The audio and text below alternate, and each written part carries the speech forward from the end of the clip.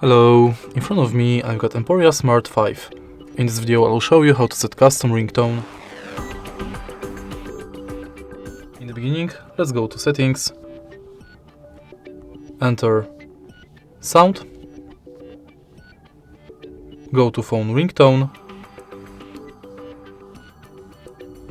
add ringtone,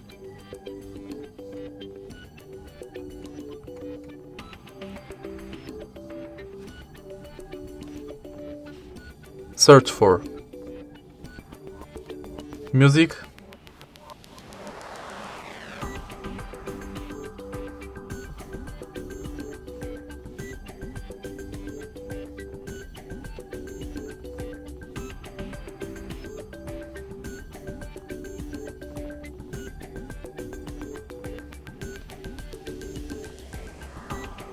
and select your custom sound.